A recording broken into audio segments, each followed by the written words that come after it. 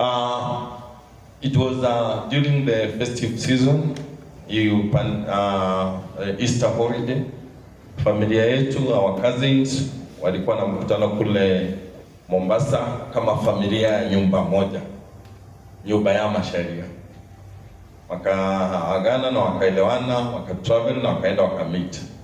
They traveled on Thursday, wakaenda wakameet during the weekend, that is Friday, Saturday, Sunday.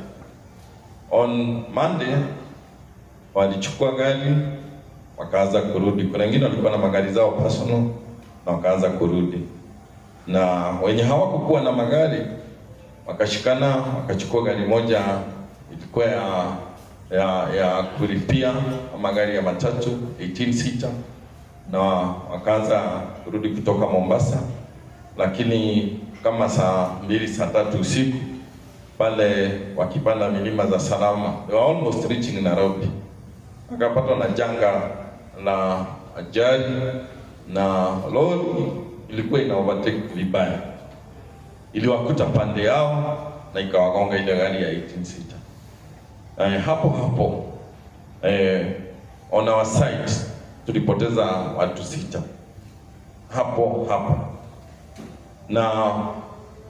na pia kuna watu wengine pia waliaga hapo ndani katika hiyo ajali, watu 12 wote, na wengine wetu wakajeruhiwa, familia yetu watu 7, na wakaendelea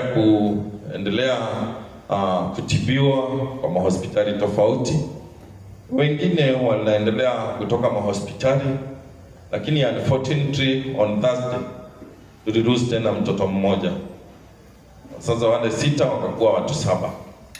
So hapo tumekuwa tukipanga mazishi, tumekuwa tukipambana na wale wako hospitali kuwashughulikia, tumekuwa tukipambana pia kulipa bills, tumekuwa tukiita marafiki, tunaita watu wote kwa ajili hili sio jambo la kawaida. Kumpoteza mtu mmoja na kupanga mazishi ya mtu mmoja, huwa hata mnaitana kama familia na marafiki wa karibu. Lakini watu 7, na sio watu 7 peke yao kupoteza maisha, pia kuna wengine wako mahospitalini, wengine wanaendelea kutibiwa, wengine wanaendelea kutibiwa wakiwa manyumbani.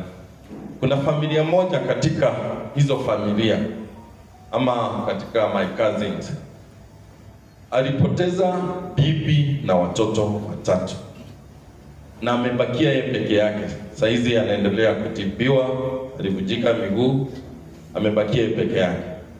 So you can imagine ule mtu hata sio kumshikilia tu kifedha, hata kumshikilia tu kimafikira. You can imagine kurudi kwa nyumba yake akiwa peke yake, na walikuwa watu 5, sasa anabaki peke yake kwa nyumba.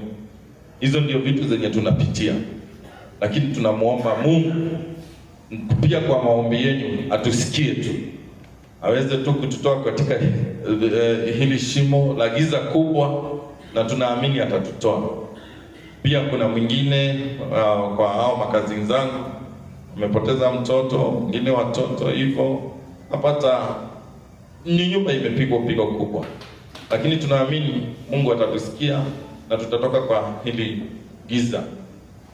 At every darkest hour there is a light at the other end. Kwa hivyo mimi najua Mungu atatusaidia. So naomba wote wenye wananisikiza, naomba tu msaada wenu, naomba tu maombi yenu, serikali itusaidie. You can imagine kaburi 7 boma moja, it is no joke. Naomba tu wenye wananisikiza, andu awendi mwega tuhoereni, tuteithĩrĩrieni na Ngai witũ nĩ ekũmũrathima. Rĩrĩa Ngai agũkora wĩ handũ haritũ, nake nĩ agagũteithia. O ta ũrĩa twĩ handũ haritũ, nĩ twĩ no egũtũteithia. Tũnyitanĩre ithuothe na Ngai witũ nĩ egũtũteithia. Otherwise you are all wonderful people. Kinya onokorwo nĩ andũ arĩa maranyona online, wonderful people. Tũnyitanĩre na mahoya, tũnyitanĩre na njĩra ciothe, na Ngai witũ aramũrathima.